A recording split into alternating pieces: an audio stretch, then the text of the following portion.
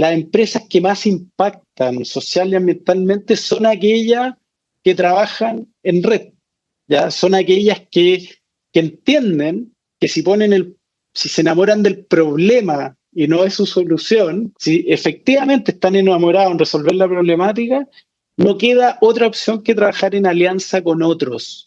Y esos otros incluye a las fundaciones, incluye a las empresas, etcétera. Y para mí los mejores emprendedores no son los que tienen la capacidad de crecer una empresa 1 a 100, o 1 a 1000, o 1 a 10.000. Son aquellos que tienen la capacidad de verdaderamente trabajar en equipo, y trabajar en equipo hacia adentro de la empresa, de verdad, y trabajar en equipo con otras organizaciones. Esas son las personas que están llamadas a impactar, porque esas personas son las que son más legítimas para la ciudadanía. Necesitamos personas que crean, que tengan alta capacidad de movilización, que tengan la convicción que puedan estar aportando con un granito de arena, pero que el cambio para vivir en un mundo mejor es una construcción entre muchos y no se basa en las genialidades de unos pocos. Hola, quizás nos has visto. Por eso ahora te vamos a contar todo lo que hacemos en ISA Intervial. Trabajamos las 24 horas del día, los 7 días de la semana, para conectar a millones de personas, operando kilómetros de carreteras que nos unen como país.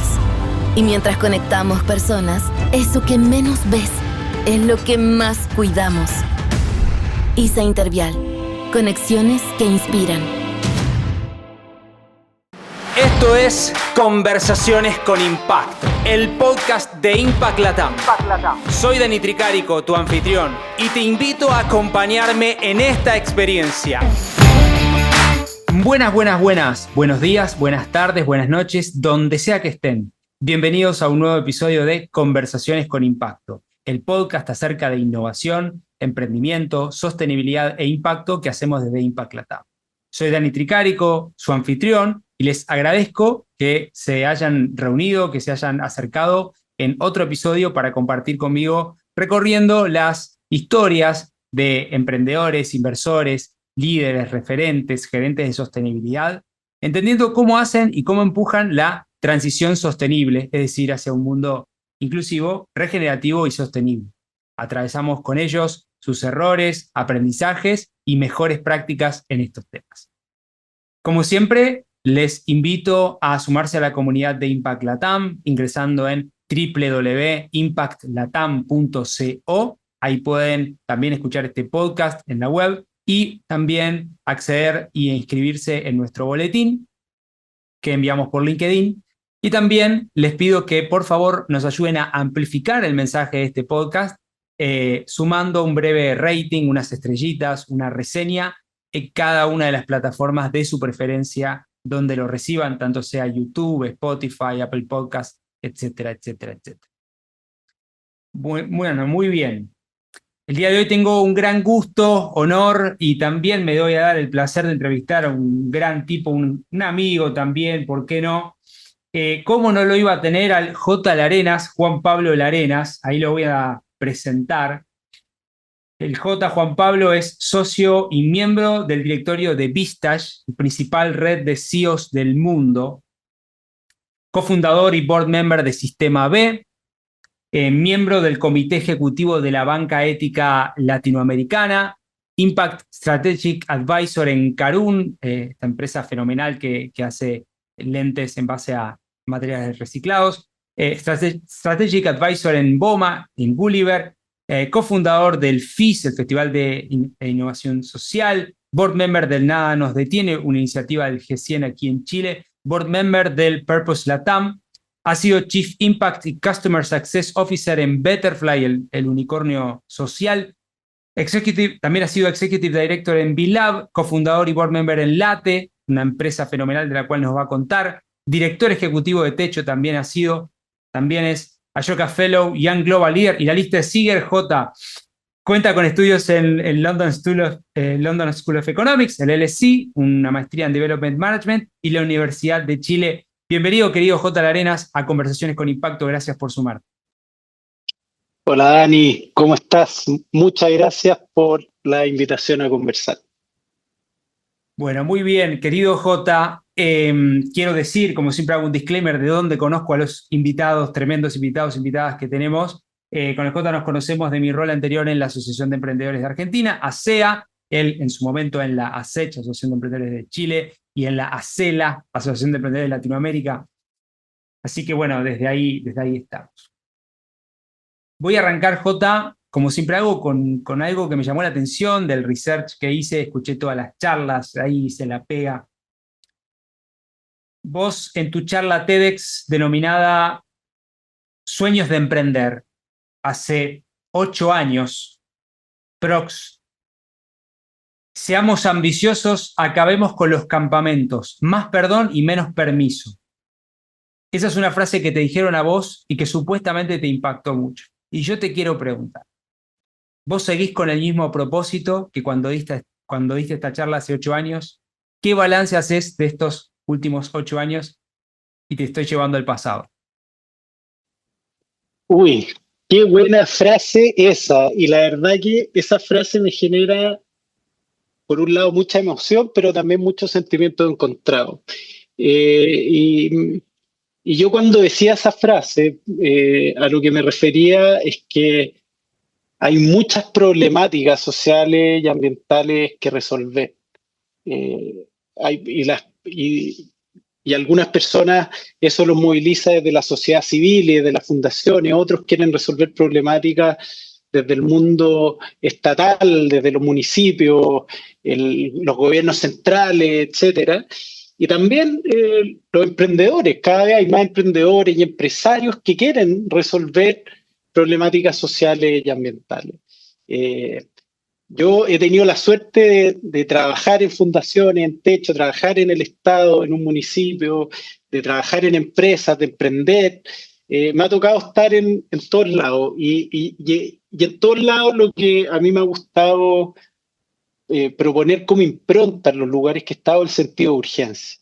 ¿Ya? Y si estamos alineados en la problemática que queremos resolver, eh, va a ser más fácil que podamos avanzar más rápidamente y podamos pedir algunas veces perdón en vez de pedir tanto permiso. Pero por otro lado, y lo que me genera sentimientos encontrados de esta frase, es que las problemáticas sociales y ambientales, independiente de la vereda que estemos, desde las fundaciones o desde el Estado o desde las empresas, son problemáticas muy complejas que requieren de diferentes actores para resolverlas. El problema de la educación, de la falta de educación, el problema de la desigualdad, de la crisis climática, no la van a resolver los empresarios solo o los emprendedores solo, tampoco la va a resolver solo el Estado o las fundaciones.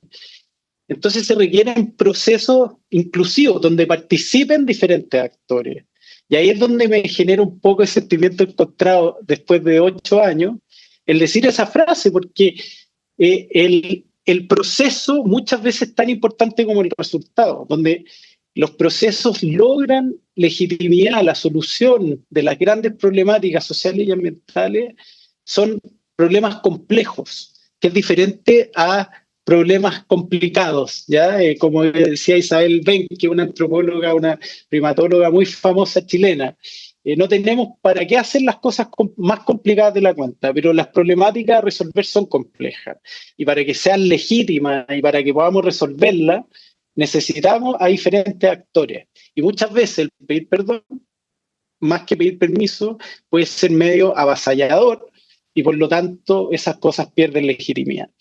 Entonces yo también ahí lo que he ido aprendiendo en el tiempo, por un lado, nunca perder esa actitud emprendedora de avanzar, de resolver cosas, pero ojalá con una actitud más humilde, que muchas veces no he tenido esa humildad y eso ha jugado en contra en lo que a mí me motiva, que es solucionar problemáticas sociales y ambientales, y lo he hecho desde las fundaciones, desde el Estado y desde las empresas u organizaciones que promueven un mundo empresarial distinto como sistema.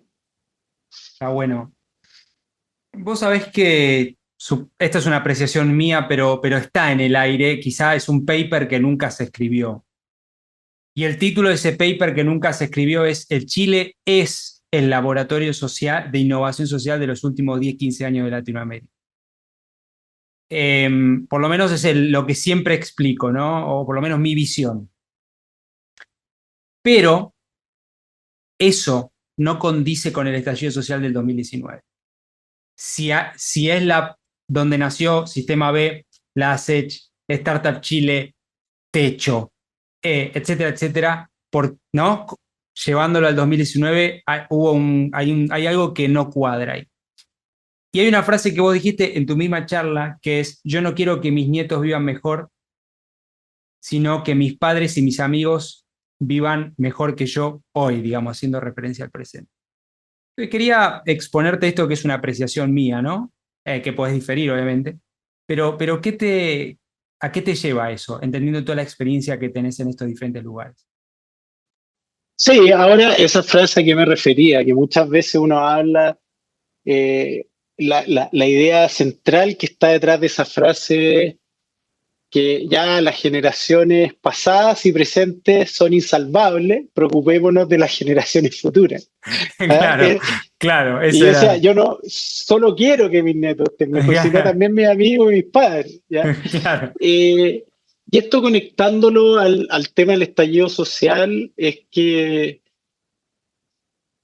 yo creo que nos costó trabajar más, porque hay muchas razones de por qué se da el estallido y por qué se empezó a generar este efecto bola de nieve y este descontento ciudadano que viene, en verdad, de muchos lados, los diferentes dolores profundos que existían o que existen en la ciudadanía.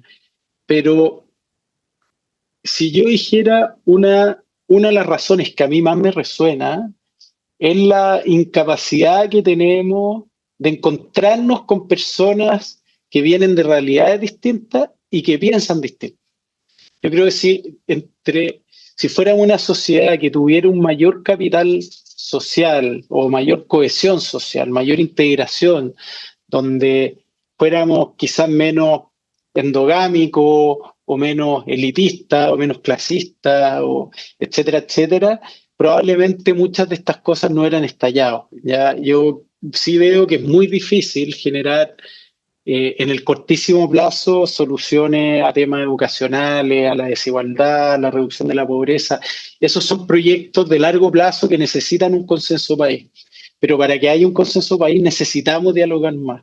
Y creo que eso nos falta a los chilenos. Por un lado, sentirnos orgullosos de lo que hemos construido, que es mucho, y no ser tan mercurial, como dicen en inglés, de pasar de que somos los mejores a los peores en una semana, sino entender que se han logrado muchas cosas como sociedad, pero por otro lado, en esta nueva etapa, en el siglo XXI, la capacidad de diálogo y la capacidad de estar entre pares improbables, tanto de realidades culturales, socioeconómicas, de pensamiento, etcétera, va a ser vital, va a ser vital.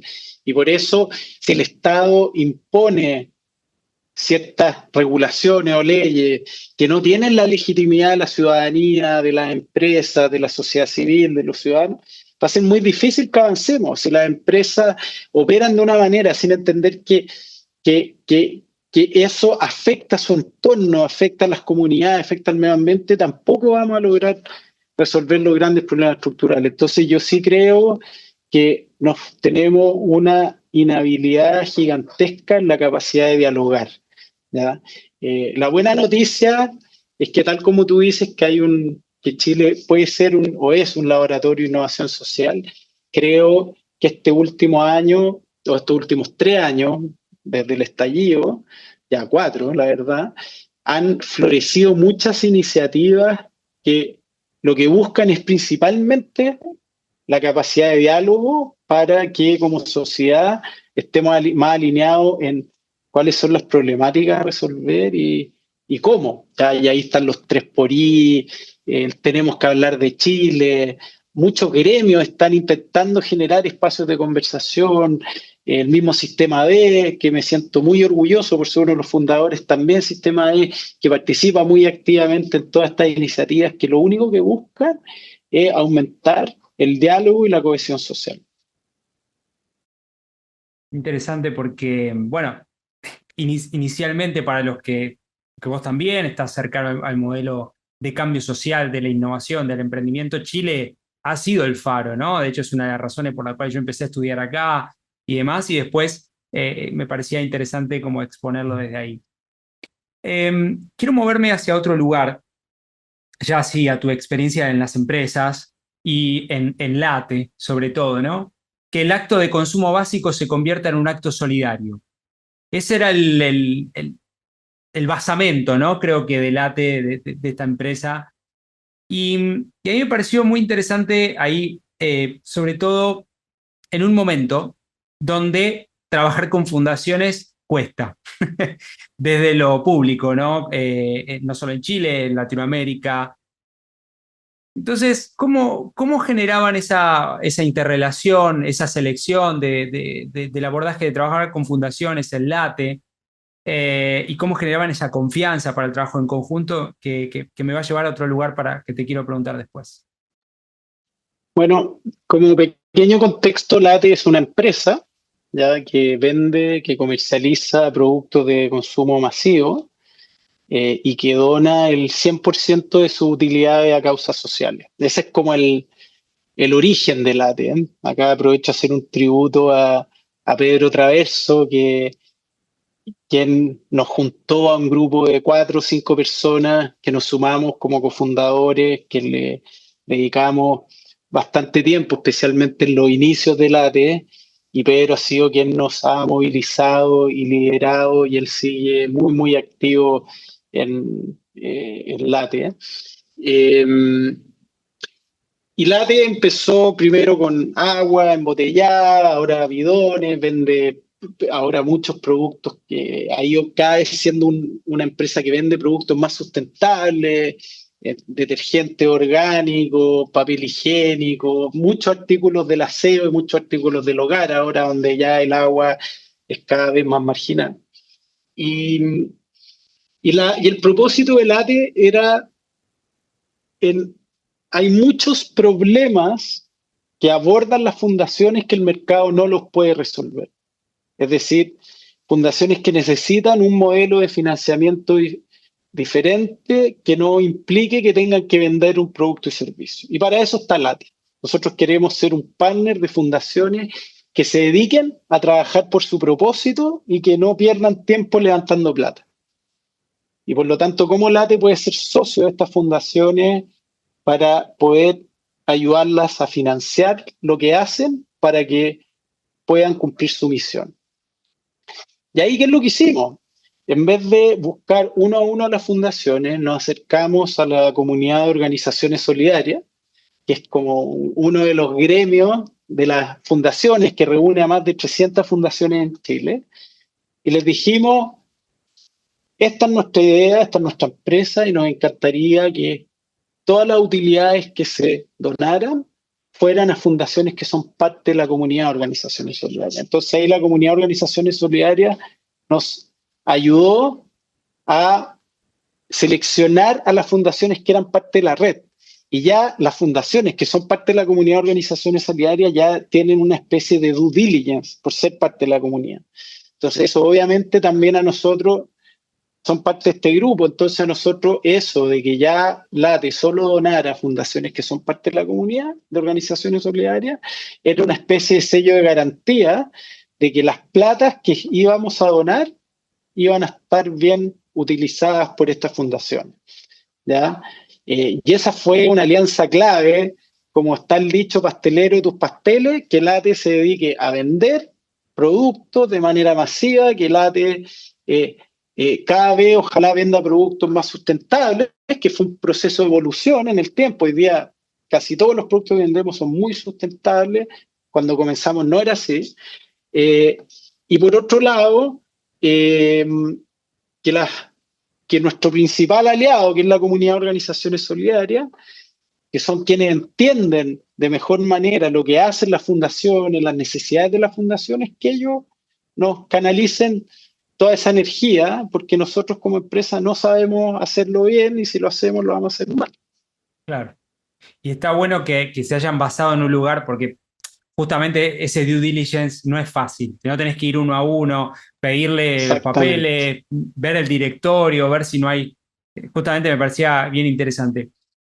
Y ahora, tal cual. Justo me anoté algo que estaba bueno, porque vos me parece a mí, es una interpretación, ¿no?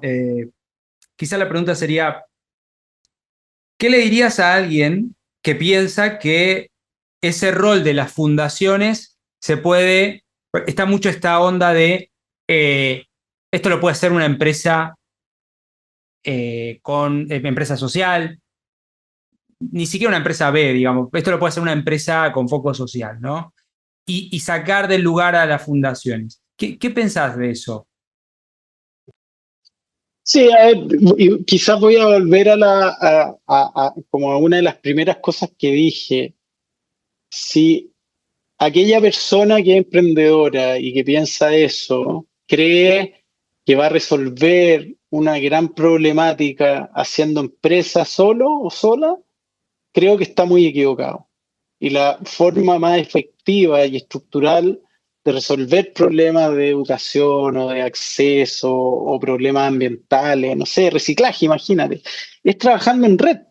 Y me parece perfecto que haga empresa, pero para que esa empresa impacte de verdad, en algún momento se va a tener que asociar con algún municipio o con alguna fundación o con el Estado o con otras empresas, participar de la vida gremial. O sea, las empresas que más impactan social y ambientalmente son aquellas que trabajan en red, ¿ya? Son aquellas que entienden que si se enamoran del problema y no de su solución, como dijo el fundador de Waze, enamórate del problema y no de tu solución, si efectivamente están enamorados en resolver la problemática, no queda otra opción que trabajar en alianza con otros.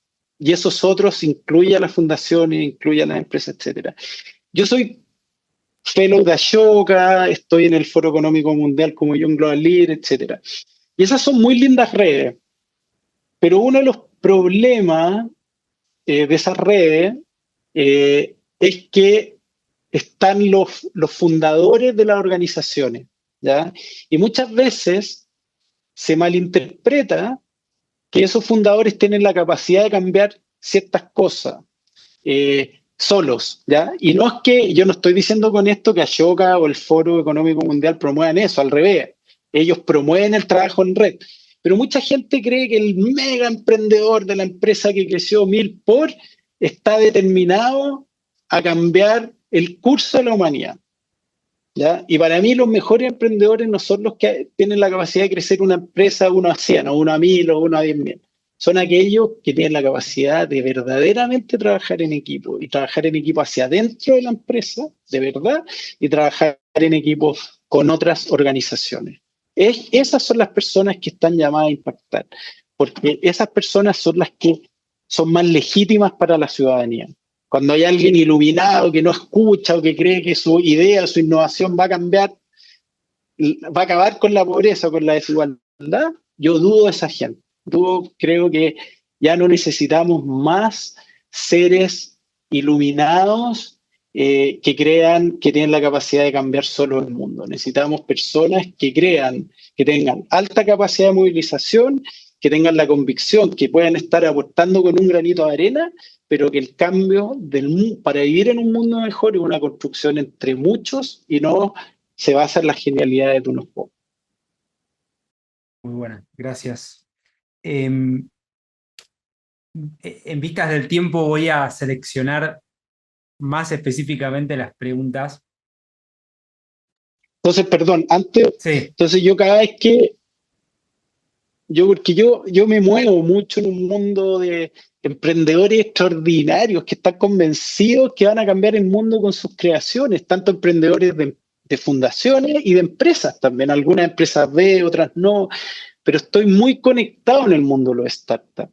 Y yo de verdad encuentro peligroso cuando alguien se presenta como una persona que su empresa tiene la capacidad de acabar con una problemática y que no entiendan que la única manera de acabar con esa problemática es trabajando con otros.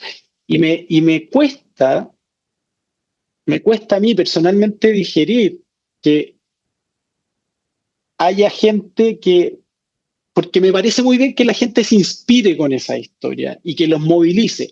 Eso me parece súper bien, que estos emprendedores icónicos inspiren a otros. pero que también quienes se inspiran duden, y duden una sola cosa, que los problemas no se resuelven solos. Solo eso, que hay que trabajar en equipo. Y perdón por ser reiterativo, pero creo que este es uno de los puntos más importantes que me gustaría transmitir, que el trabajo colectivo es mucho más valioso que el trabajo solo, y es más entretenido también. Claro, la pasa mejor en el camino, digamos. Obvio, te llenáis de Ah, afectos, de gente nueva que tiene sueños, que tú empezáis a conectarte con otros no solo desde lo que hacen, sino desde lo que son. Si acá las conexiones profundas no se generan desde lo que yo hago. Yo contigo, si somos más amigos en el futuro, no va a ser por lo que tú haces, por tus logros, va a ser por lo que tú eres, por lo que tú sientes. Y eso hay que llevarlo a la vida del emprendimiento, a la vida de los negocios, a la vida de la política pública, de las fundaciones, etcétera. Desde ahí se construyen las relaciones genuinas, desde lo que somos y sentimos y no desde lo que hacemos solamente. em, me voy a mover a Sistema B, obviamente, tengo que caer acá. Ojalá el concepto de empresa B haya nacido para autodestruirse. Más de 1000 empresas B en Latinoamérica, más de 240 en Chile. Vos sos uno de los fundadores con Gonzalo, María Emilia, con Pedro. Y la pregunta que seleccioné acá, porque tenía varias, es, ustedes la fundaron o trajeron el modelo y hoy ha crecido, ¿no? Como el bicho ha crecido, como diría un mentor mío. ¿Qué te gustaría que tenga en cuenta la próxima generación? ¿Cuál es el legado que te gustaría que quede en Sistema B? No te estoy sacando ni dejaste de existir, pero sí hay un tiempo prudente de trabajo y seguramente va a seguir avanzando. Sí, lo lindo que yo esa frase que mencionaste la sigo creyendo fervientemente. ¿Ya? Y me gustaría que ese fuera el legado, de que el día de mañana Sistema B no sea necesario que exista, que el día de mañana el concepto de empresa B sea redundante. ¿Ya? Eh, si uno dice voy a subir para arriba, que sea tan redundante como hablar de empresa B, por ejemplo. ¿Ya? Porque independiente de la cantidad de empresas que se certifiquen como empresa B y independiente de la cantidad de empresas que hagan la modificación de estatutos o que se transformen en sociedad de beneficio e interés colectivo, que una nueva figura societaria que ya existe en varios países de América Latina, impulsada por nosotros y por muchas más personas y organizaciones, independiente de la estadística, que cualquier empresa haga conciencia de que su rol no solo maximizar las utilidades, sino principalmente generar un impacto social y ambiental positivo y que el lucro y que las utilidades son una consecuencia y que no son un fin en sí mismo. Para mí, ese es uno de los legados importantes. Y desde Sistema E estamos aportando con un granito de arena y que hay muchas otras organizaciones que lo vienen haciendo hace mucho tiempo también. Cada una tiene enfoque y metodologías distintas y cada vez tratamos de trabajar más en red con estas organizaciones también, porque hay muchas organizaciones que comparten esta visión y que fueron creadas incluso mucho antes de Sistema B y nosotros honramos el pasado también. ¿Ya? Y eso creo que es muy importante, honrar el pasado de otros que han sido pioneros. eh, por ejemplo, todo el movimiento del comercio justo, que viene de un lado, tienen una historia hace mucho tiempo, el movimiento cooperativo, más de 200 años el movimiento cooperativo. Y si bien no somos lo mismo, tenemos visiones de mundo, de cuál es el rol de la empresa de manera distinta. El mundo de todas las empresas de propiedad responsable en Europa, la economía del bien común, más recientemente todo el movimiento de la economía circular con la Ellen MacArthur Foundation. Entonces son la economía colaborativa también, que está muy fuerte en Europa y ahora en América Latina. Son diferentes expresiones de cosas, de visiones similares. El B-Team que esta red de founders de las grandes multinacionales, el capitalismo consciente, son muchas, son muchas. Y queremos seguir trabajando con ellos y cada vez buscando más puntos en común. Y lo otro como legado, que acá hay muchos también que hace rato lo vienen haciendo, es que todos sintamos que desde lo que hacemos en el día a día podemos ser agentes de cambio. Como dicen en Ashoka, everyone a change maker. Desde Sistema B buscamos eso y por eso creemos que el nombre Sistema B es más apropiado que solo hablar de empresa B, pues Sistema incluye a otros actores de la economía, servidores públicos, inversionistas, tenemos una red de abogados B, el día de mañana contadores B, intraemprendedores B, o sea, todos somos ciudadanos, todos somos compañeros, amigos, muchos padres o madres de familia, algunos jefes, otros no, pero al final todos somos ciudadanos, más allá del rol que cumplimos en el día a día, en nuestro trabajo, emprendimiento, también somos ciudadanos.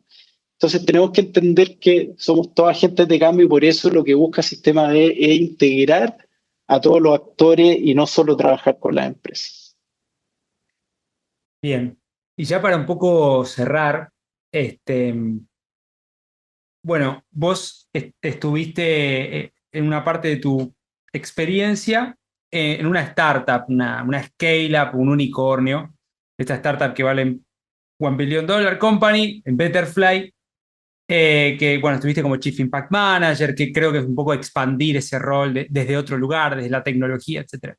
Me gustaría preguntarte acerca de esa experiencia, ¿qué 3 lecciones, si es que hay 3, quizá hay una sola, ¿qué lecciones aprendidas te llevaste de esa experiencia que puedas compartir con otros que quizá vienen más del mundo de impacto, como venimos del mundo social o de ese mundo, que se quieren meter en startups o se quieren meter quizá en una organización grande y ahí a veces se genera cierta tensión entre el impacto, el retorno, etcétera, etcétera, ¿no? Entonces quizá puedas iluminar con eso. Sí, bueno, yo estuve 11 años liderando Sistema B y también hubo un tiempo que fui director ejecutivo de VLAB, que es la organización que certifica a las empresas en todo el mundo. Nos íbamos con la familia a ir a Estados Unidos, pero llegó la pandemia y nos fuimos quedando. Y después de 3 años en VLAB, como director ejecutivo, que fueron 3 años solo a puro Zoom, con mi equipo en Australia, en Japón, en Estados Unidos, en Europa, que fue una locura. Después de eso, yo decido renunciar y hacer lo que estoy haciendo hoy, pero justo cuando renuncio, Eduardo de la Mayora, que es el fundador de Betterfly, supo que me iba y me dice: vente a trabajar a Betterfly. Justo estamos creando el cargo de Chief Impact Officer. Para nosotros el impacto está en el centro de todo. Tú serías parte como del C-Level, del comité ejecutivo, y no hay nadie mejor que tú para venirse. Y yo la verdad que no estaba muy convencido. Eduardo me presentó gente del equipo, y me encantó el grupo humano del equipo que había ahí. Me presentó 3, 4 personas que yo no conocía, conversé con ellos, los vi muy comprometidos, muy convencidos. Me fui a una jornada estratégica a Brasil. Yo seguía en Vila, pero me fue una jornada estratégica a Brasil, a Río, que fue una experiencia increíble. Entonces ya con eso digo, bueno, quizá la mejor decisión que puedo tomar es entrar. Yo ya cuando iba a Brasil ya estaba listo en Betterfly. Y me llevo mucho aprendizaje, mira, sin dramatizar más de la cuenta, pero fue una tremenda experiencia, aprendí mucho, conocí gente extraordinaria, humanamente hablando, pero me costó mucho la cultura de la empresa. Me costó mucho y yo voy a explicar por qué. Y me costó porque cuando tú te financias con Venture Capital y levantas mucho financiamiento donde tienes compromisos de crecer exponencialmente, hay factores que al menos para mí son muy importantes. Y uno de esos es la construcción de una cultura organizacional que sea súper coherente y consistente con el propósito de la empresa. Yo creo y estoy seguro que Betterfly tiene un propósito de impactar positivamente a millones de personas. Y eso está en el ADN del equipo, está en el ADN del modelo de negocio, del producto. Sí vi esa convicción. Pero como decía antes, resolver un problema tan complejo como la protección financiera de millones de personas, como la crisis de bienestar y de salud mental, etcétera, no se resuelven solo, se resuelve trabajando en equipo con otros. Y quizás me faltó un poco eso, el que Betterfly tuviera esta como convicción de trabajar en red con más empresas, con más fundaciones, pero también lo entiendo, una empresa que está creciendo, que tiene un compromiso con sus inversionistas de la valorización de unicornio, no es porque vale eso la empresa hoy, es una promesa de que en el futuro va a valer eso y más. Entonces, obviamente, empresas que se estructuran para crecer rápidamente, hay una ventana de tiempo que hay que renunciar a ciertas cosas. Y quizás esa ventana de tiempo se renunció a potenciar una cultura que sea súper consistente con lo que la empresa genuinamente tiene como propósito. Y a mí quizás eso fue lo que me costó más. Ahora, ¿por qué pasó eso también? Porque Betterfly creció comprando empresas, ¿ya? Entonces hubo muchas empresas que se compraron durante el 2022, y cuando yo llegué en Betterfly éramos 300 personas y a los 6 meses éramos 650, 700. Después hubo una salida masiva, y en 6 meses entramos a muchos nuevos mercados, a Brasil, a Colombia, a México, a Ecuador, a Perú. Entonces, obviamente, ese crecimiento tan exponencial, trayendo culturas organizacionales y equipos distintos, hizo que se empezaran a generar ciertos conflictos internos. Pero yo estoy muy agradecido de haber tenido la experiencia ahí. Es una empresa que sigo creyendo mucho en su propósito, que creo que hay un compromiso, una convicción genuina de impactar positivamente, especialmente resolver este problema social que Betterfly busca resolver, que es el acceso, de tener mayor protección financiera, mejorar el bienestar y de las personas y combinar ambas cosas y generar incentivos alineados a eso. Pero creo que es fundamental en esta nueva etapa que tiene la empresa, de fortalecer al máximo su cultura interna. Y yo ya llevo casi un año fuera, yo estoy seguro que han habido mejoras sustanciales este año. El 2022 fue un año difícil, se compraron estas empresas, hubo que hacer un despido masivo, el mercado la economía está mucho más complicada el 2022. Entonces yo sí creo que Betterfly de a poco ha ido retomando el camino, y ahí hay gente que yo admiro mucho, que le tengo mucho cariño tanto a nivel profesional como humano, así que obviamente les deseo lo mejor. Gracias por compartirlo, querido Jota. Y en vistas del tiempo, quiero cerrar con una sola pregunta. Yo generalmente hago como 3 preguntas de cierre, pero te voy a hacer una sola. Si tuvieses la posibilidad de poner un cartel gigante, un billboard, le dicen los americanos, ¿no? En la puerta de Santiago, que entiendo que es tu ciudad, y que puedan verlo millones y millones de personas, ¿qué frase o texto tendría ese cartel? ¿Y por qué? ¿Sigue siendo la del inicio? ¿Es una nueva? Una frase en un billboard que impacte. Yo después de todo este tiempo, al final todo lo que dije es cómo podemos generar un cambio cultural, ¿ya? Sí, queremos aspirar a ser una sociedad más fraterna. A mí la fraternidad es una palabra que me conmueve y que me inspira mucho. Si queremos ser una sociedad más fraterna, eh, necesitamos generar un cambio cultural donde todos seamos parte de la solución. Ahí está muy bueno. Bueno, querido Jota, me encantó lo que dijiste, ahí también adhiero a la comunidad, a la dinámica fraterna, ¿no? Muy de Fratelli Tutti, ¿no? Esto de la encíclica del Papa, por citar un lugar.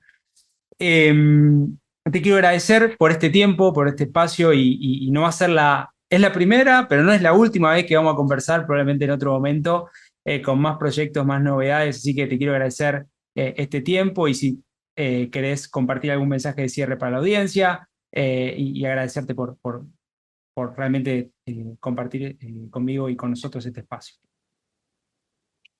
Sí, no, agradecerte a ti, Dani, por la posibilidad de compartir, de tener una conversa abierta, genuina, transparente, y yo siempre también disponible y feliz de tener espacios como este y de compartir con todos los emprendedores o emprendedoras que necesiten alguna idea o consejo. Eso siempre va a ser una prioridad de vida. Así que muchas gracias. Bien. Muchas gracias, querido Jota. Bueno, muy bien, ahí lo tuvimos al querido Jota Larenas. Hablamos de muchísimos temas. Les agradezco a todos y cada uno de ustedes por su tiempo, su espacio. También los invito a sumarse a la comunidad Impact Latam ingresando en www.impactlatam.co, y también nos estaremos encontrando en el próximo episodio de Conversaciones con Impacto con más emprendedores, inversores, líderes, gerentes que potencian la transición sostenible. Así que, como siempre digo, donde sea que estén, buenos días, buenas tardes y buenas noches. Muchas gracias por sumarte a este nuevo capítulo de Conversaciones con Impacto. Te invito a sumarte a esta comunidad de hacedores que está cambiando el mundo. Ingresá ahora en www.impactlatam.co. Sumate y sé parte ahora de este cambio. www.impactlatam.co